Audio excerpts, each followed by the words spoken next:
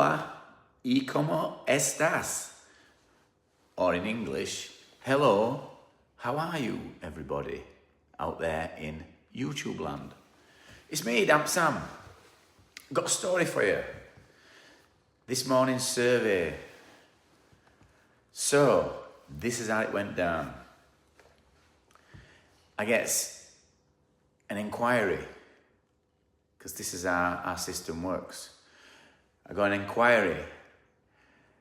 We asked the woman to send photos through. So she sent some photos through and she put her address on.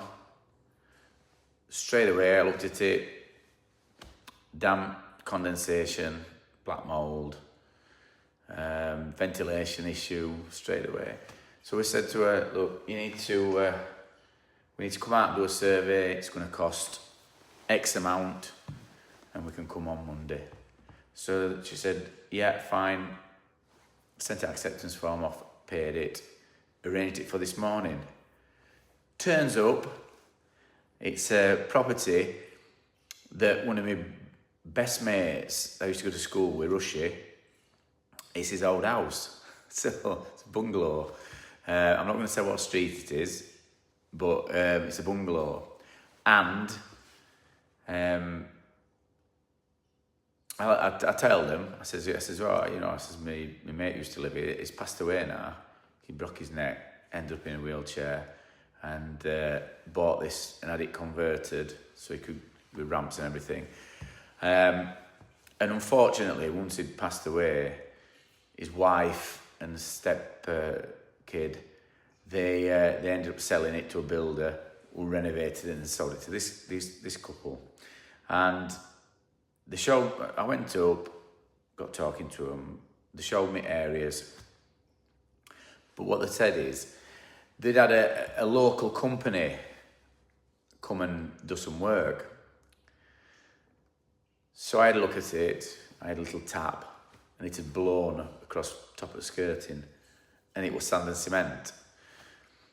And when she initially sent me a inquiry, she said, can we have a price for this rising damp on this property?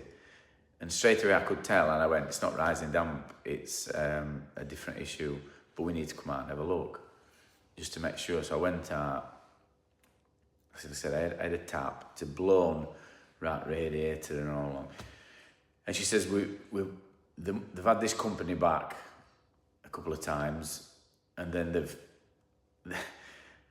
hacked the plaster off again, redone it with a sand and cement render in corners.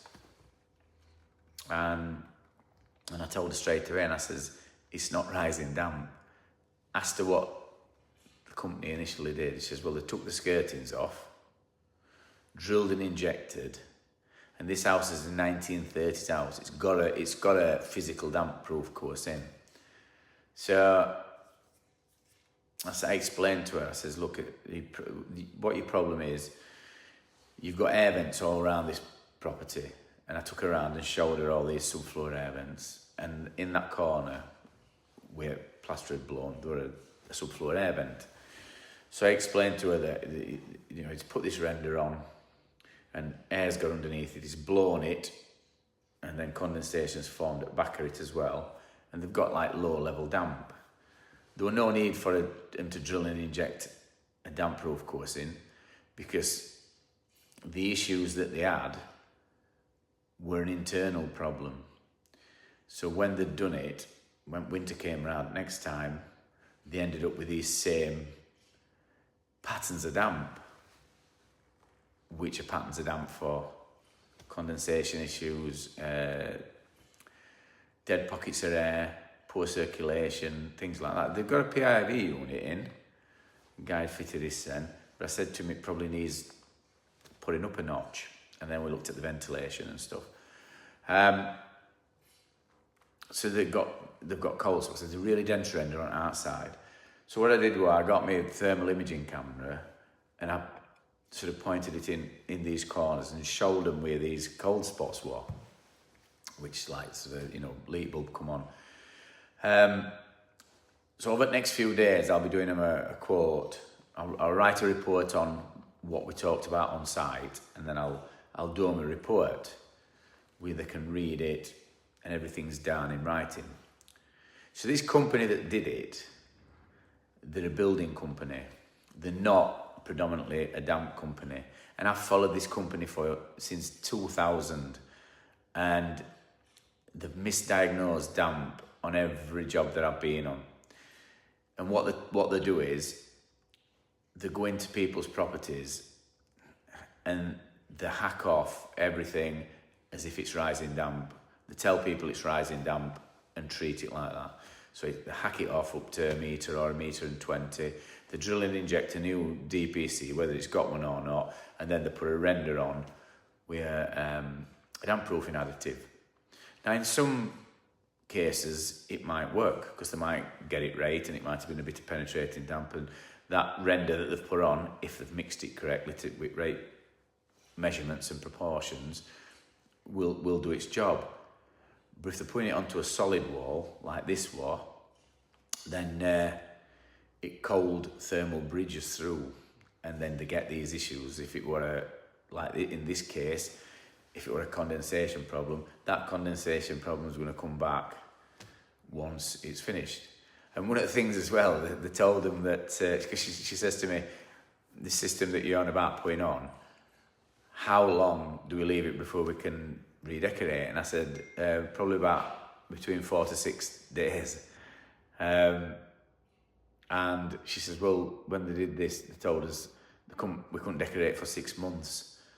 And I says, well, I said, it all depends. I says, you know, if it is rising damp, then it depends on thickness of bricks, denseness of bricks. So our big source of moisture is in ground, size, thinness of your capillaries.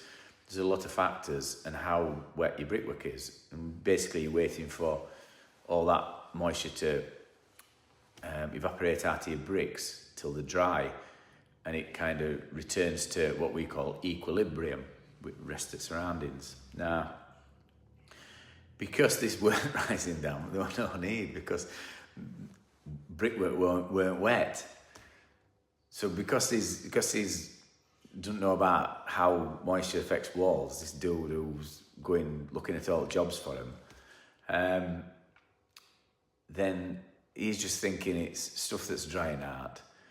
But like I said, I've been countless jobs of theirs, and we're having to redo it. And I'm not going to say who company is, because that'd be unprofessional for me. But suffice to say, they've not learnt the lessons, and they must get called back to nearly every job that they do. Because especially this time of year, because he's misdiagnosing it. But up and down England, I know all them round here, all companies round here. I know good uns and I know not so good uns. But I don't know them in bigger cities, and I just think at money that people are charging and doing bad jobs, and this is why our industry's got a bad name. Preservation industry, we've got a really, really bad name, and it's misdiagnosis of damp work. You see, systems that they put on, they might mix stuff correctly, they might apply it all correctly, and they might apply that system correctly, drill and inject it, put the render on, skim it. They might do it textbook. But if it's not that type of damp, it's not rising damp that you're putting it on and putting this system on because of, then the other type of damp, which is condensation and black mould, is just going to form again because they've not treated original problem. So we're not saying that the system that they are fitting. I'm not saying that's bad, but there's other factors that they're not taking into consideration, and I won't say it's coming back to bite them, but it in, because customers eventually just go, I can't be arsed with them. Let's just go get somebody else in and let's get it done properly, and that's when they normally call me up. Who are you going to call? Damp busters, yeah. So they normally end up coming back to us, and like I said before, I kind of step in when people are at the wit's end, when it's a last resort. So they'll finally go onto internet and start searching and stuff, and obviously my ugly face will come up, and they'll hear me warbling on about different things. So then they'll finally get in touch, and then they'll pay for a proper survey. And if they don't have us to do work, at least they know what's needed. So once they've we've done a survey, they've paid for it, and we've produced them a report, then it's up to them who they use to carry out that work. But at least they know what the issue is. And this is why I ended up travelling to, we've been as far as Liverpool, Newcastle, Lakes, further than Lakes. I forget where I went. It were miles further than Lakes, Cumbria, Birmingham, kind of all north of England. I've been to London. I have been to London and carried a survey out for them. We didn't do work, but hopefully he knew what was needed, and they got somebody down there who were recommended to them, and they sorted it out, but they knew what to do.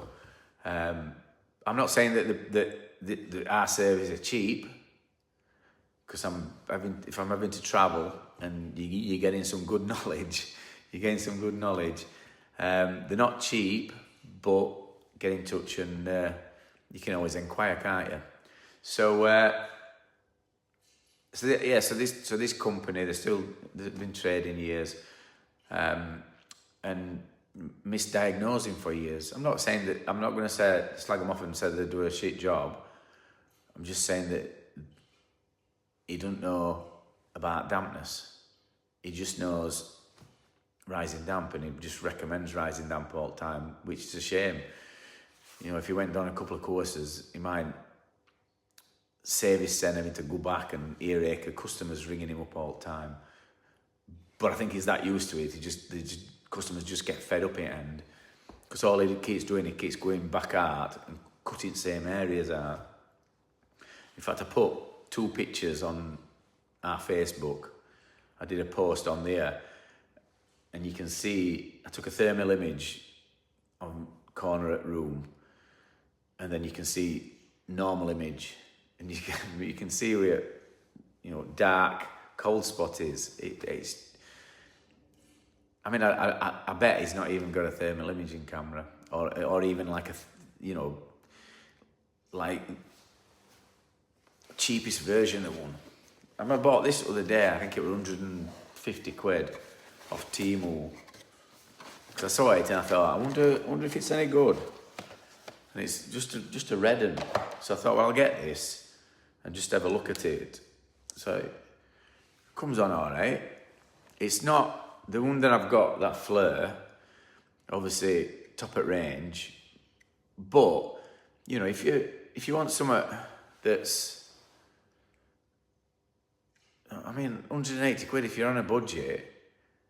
It's got a SIM card that goes in top, whereas that flare of mine, it connects to an app on my phone, which is Flare Tools.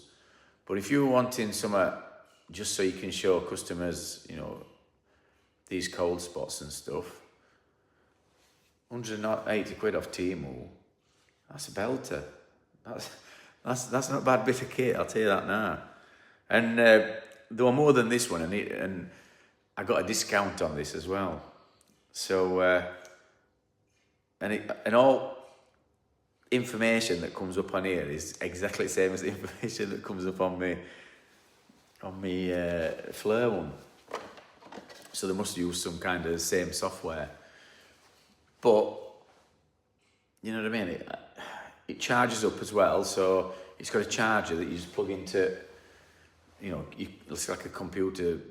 I forget what they call it. Top of plug, put it in there or into a computer to charge it up. So if you're a damp company or a damp surveyor and you can't afford, I don't know, $2,000 for a flare camera, that's ideal. I think it was 160 quid. And it come in a couple of days. fact, I might drop it off at their offices. I nearly get it away then, but with their offices are. But yeah. Anyway, if you want to get in touch with me, if you've got any issues, if you think that I can help you, Damp Sam, and you're at your wit's end, nobody else can figure out what type of damp you've got, get in touch. info@alldrydampproofing.com, 07973 748566, and just let's have an initial inquiry. If you're in North, if you're Yorkshire area, then yeah, get in touch and we'll see if I can help you. So that's today's video, and it's probably going out before last week's video, but you know, I think this is a bit more important. So have a brilliant rest of your day, and again, if you think Damp Sam can help you, get in touch. See you later. Bye-bye now.